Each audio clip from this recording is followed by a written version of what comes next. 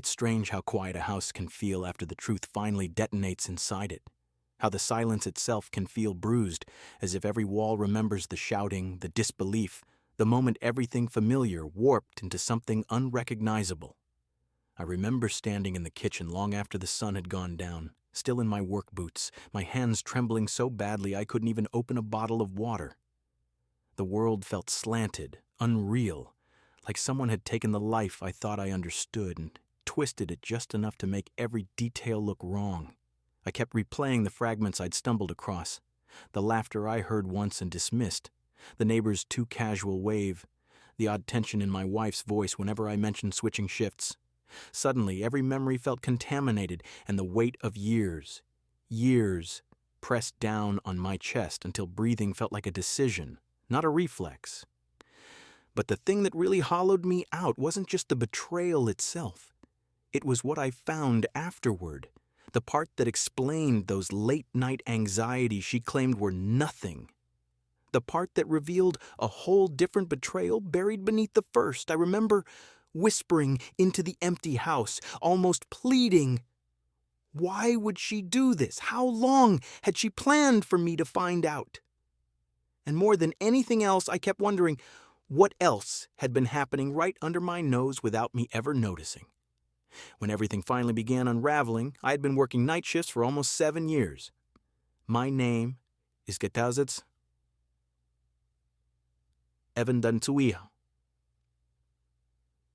Amaikoam, and I had taken the job at the distribution center largely because it paid better than my daytime alternatives and because at the time, my wife, Marissa Gidasau, and I were trying to save aggressively for a future we both claimed to want.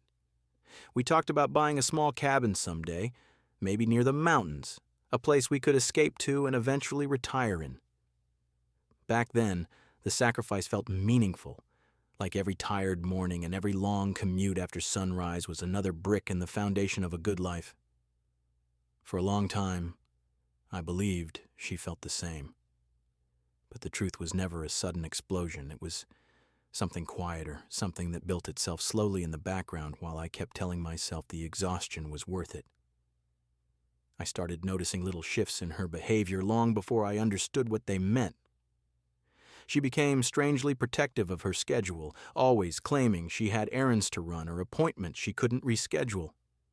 At first, I thought it was nothing more than stress. She'd been managing most of the daytime responsibilities, and although she didn't complain, I could feel the heaviness she carried.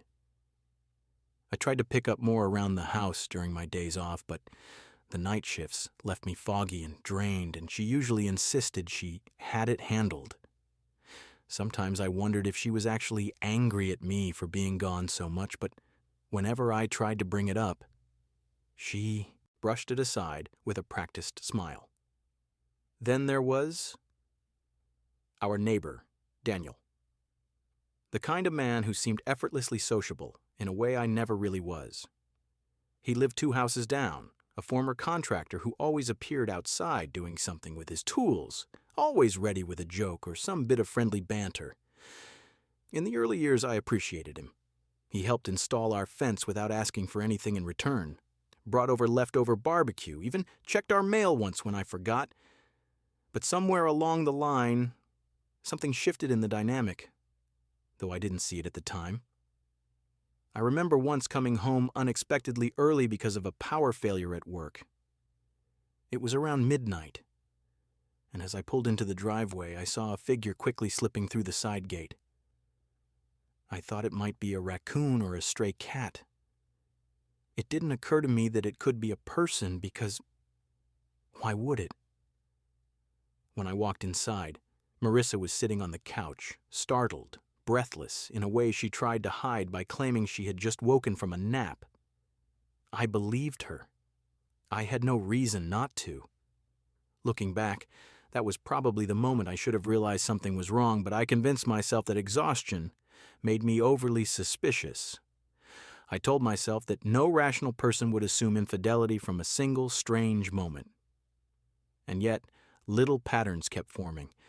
The way she always seemed freshly showered late at night, the way she flinched when she heard footsteps outside, the way she kept her phone face down on the table.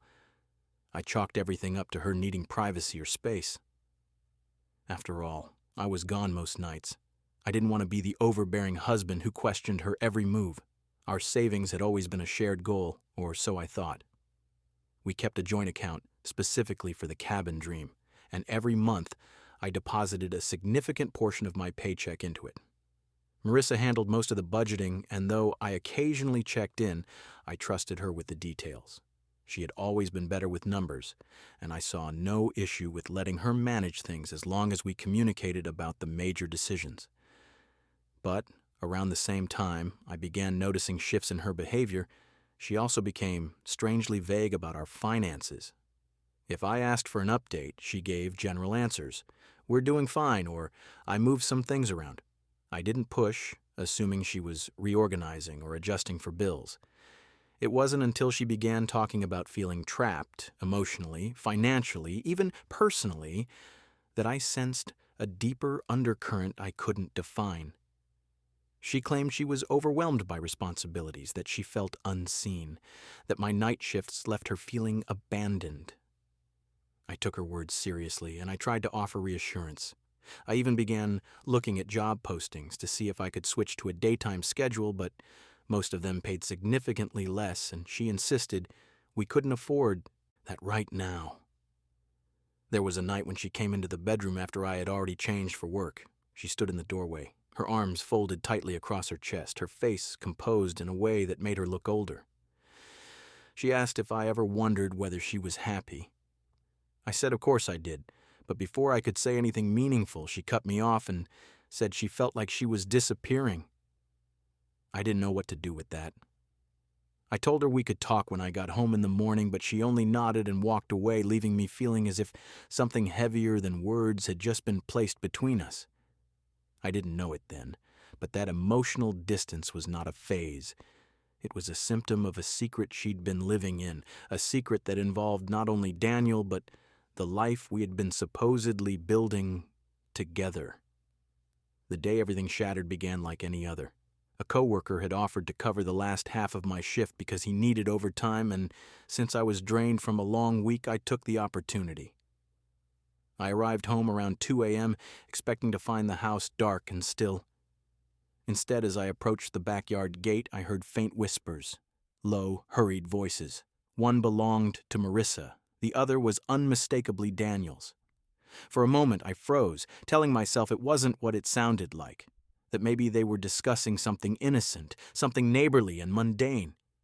But then I heard her laugh, the soft, breathy one she used only in moments of intimacy. The air left my lungs in a slow, cold collapse. I stepped back into the shadows, unable to move, unable to confront, unable to process what I was hearing. I waited until I heard the gate open and close before slipping inside through the front door unnoticed. When she returned minutes later, she looked startled to see me home.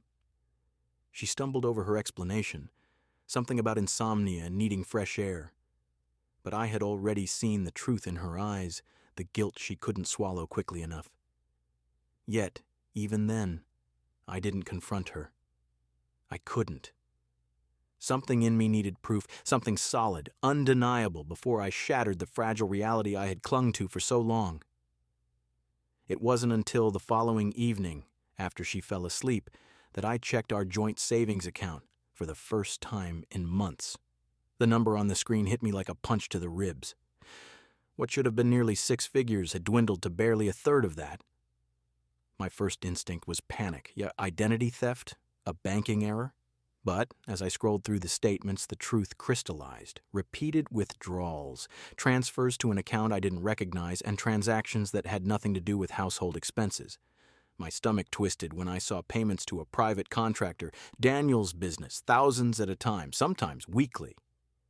The betrayal I had suspected suddenly expanded into something deeper and darker than I ever imagined.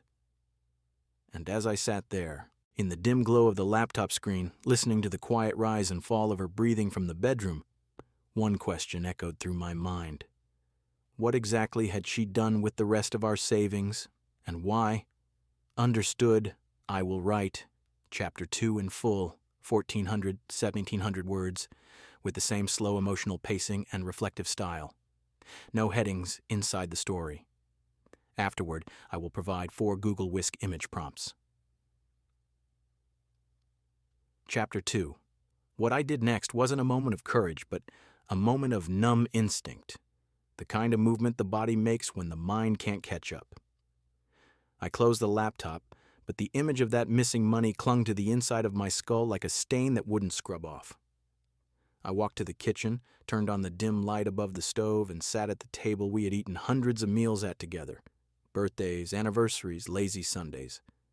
I traced my finger over one of the small scratches on the wooden surface, a mark left years ago when she dropped a fork and laughed at herself. That memory, once warm, now felt like a piece of evidence in an investigation I never intended to conduct. I stayed there for almost an hour before returning to the bedroom. She was still sleeping in the same curled position she always took, as if bracing herself against a cold world. I stood there watching her, wondering how long she had been bracing herself for me. The quiet of the room seemed deceptive now, like it was hiding something I still hadn't uncovered. The next morning, I didn't confront her. I didn't slam doors or raise my voice or demand answers. I acted almost unnaturally normal because I needed time to observe, to understand the full shape of what I was dealing with before I let everything collapse. She greeted me with a tired smile, brewed her usual pot of coffee, and asked how my shift went. I swallowed the truth, telling her everything was fine. But something inside me watched her with a new lens. A lens that noticed the slight flicker in her eyes when she asked about my schedule for the night. The quick swallow when she suggested I take a nap before work, as if ensuring I would be out of the way at a predictable hour. When I left the house that evening, I didn't go to work. I drove to a dark parking lot near the hardware store and sat in my truck with the engine off. I watched the hours pass, the traffic thinning, the streetlights flickering, until it was the time I would normally return home. Only then did I make my way back, parking 2 streets away so she wouldn't hear the engine. I walked quietly between houses, the cold night air tightening around me. When I reached our backyard, I stayed hidden in the shadow of the fence. And just like the night before, the voices came. Soft, close, too familiar. Her whisper carried first, a tone I hadn't heard directed at me in years, light, almost playful. His followed, deeper and confident. They weren't talking about love or passion or anything dramatic. They were talking about plans, about money, about the next step. I felt the words more than I registered them, like vibration shaking loose every illusion I had clung to. Then I heard her mention my name, not with tenderness or guilt, but with irritation, like I was a complication, an inconvenience in a story she had rewritten without me. I didn't move. I didn't breathe. I let their words draw a map in my head, the missing money, the shifts in behavior, the anxious glances toward the future. When she finally went inside, I retreated as quietly as I had come. I didn't confront her because confrontation suddenly felt too small compared to what I needed. I needed clarity, not just about the affair, but about what she had stolen beyond intimacy. The following day, while she believed I was sleeping, I called our bank. I asked about the transfers to the unknown account. The representative politely explained that the account belonged to Marissa Jennings, her maiden name. She had opened it 11 months ago. 11 months. That meant she had been siphoning our savings long before I noticed the emotional distance, long before the night I saw the shadow at the gate. I asked for transaction histories, and when the report arrived in my email, I sat on the edge of the bed staring at the numbers until they blurred. Tens of thousands of dollars gone. For what? I saw purchases that made no sense, expensive materials, equipment rentals, deposits to a small business service under Daniel's name. That night before she returned home from running errands, I drove to Daniel's property. I didn't go up to the door. Instead, I stood across the street and just looked. His garage was open, lights bright inside, showing stacks of lumber, sheets of drywall, expensive power tools, more equipment than a single contractor working part-time should reasonably need. But on the floor near the wall, half assembled, was something that caught my breath. A wooden framework. A shape that looked like the earliest outline of a room. Walls forming, but no ceiling yet. It wasn't for his house. It was too large, too oddly shaped. It was something else entirely. I backed away, my heart thudding in a way that felt offbeat, uncoordinated. When I returned home, Marissa was sitting at the kitchen table with paperwork spread out. She looked startled to see me awake. She tried to hide the forms instinctively, like someone slamming a drawer shut before the contents can be seen. For the first time, I didn't ignore the instinctive tightening in my chest. I sat across from her and asked, quietly, "What are you building?" She froze. She didn't even pretend to misunderstand.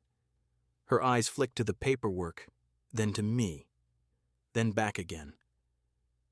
And in that split second, I saw the truth surface. Fear, guilt, calculation.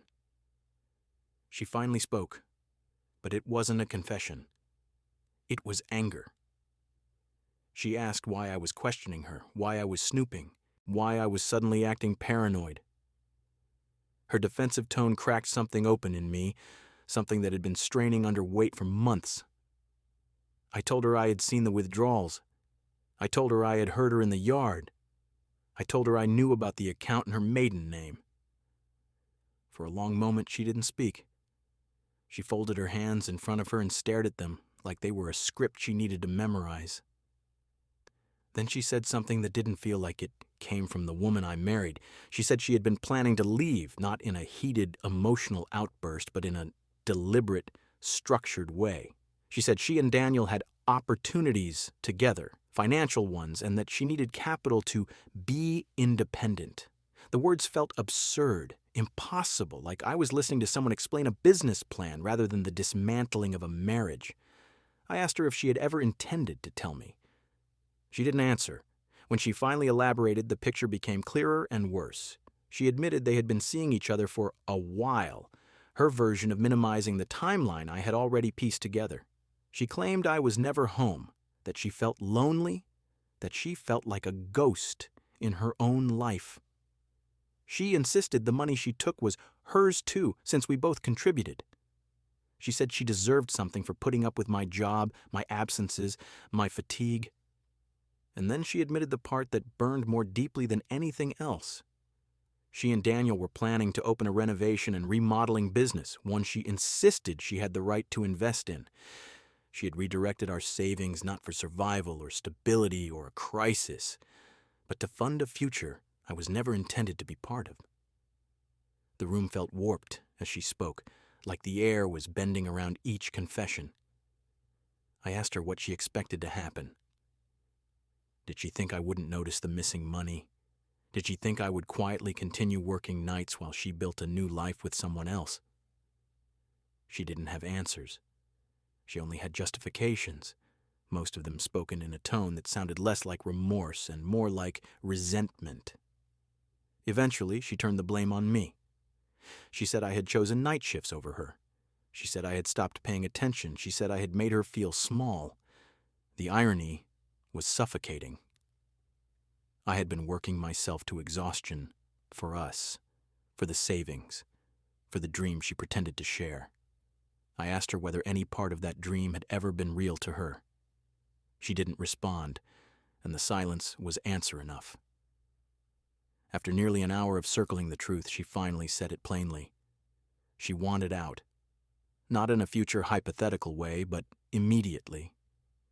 She already had a place lined up, one Daniel had renovated in secret over the past months. The equipment, the materials, the private contractor payments, all of it had been part of building the home she would move into the moment she left ours. The frame I saw in his garage was the last piece of it. She said she meant to tell me once it was finished. She said she thought I would handle it better once I saw how prepared she was. Something inside me went still then, disturbingly still, like the eye of a storm that had finally reached its center. I realized I had spent months blaming myself for not noticing her distance sooner, not asking better questions, not showing more affection. But now, seeing the scope of her deception, I understood that no amount of love or awareness would have changed the outcome. She had rewritten the script long before I ever sensed something was wrong. I told her she could have the separation she wanted. I told her She could take whatever personal belongings she needed, but I also told her that the savings were not hers to steal and that every transfer, every paper trail, every hidden account would be documented. If she wanted independence, she would gain it honestly, not through the hollowing out of my future. She didn't argue. Maybe she knew she had already taken everything she could. Maybe she knew the line she had crossed was one no apology could rewrite. She packed quietly the next day, refusing to look me in the eye. I watched her carry boxes to her car, and each trip felt like a memory being peeled away from the life we built. When she finally drove off, the house fell into a silence that was different from the one in the Hook, less bruised, more empty. But emptiness, I realized, was easier to rebuild from than deceit. Over the weeks that followed, I closed the joint accounts, filed a report with the bank, and consulted an attorney. The law would take its slow and steady path toward restitution. I went back to work, not because I needed to escape, but because the structure grounded me. And in the quiet hours of those night shifts, I found pockets of clarity I hadn't felt in years. I thought often about the dream of the cabin near the mountains. At first, it felt ruined, a vision contaminated by betrayal.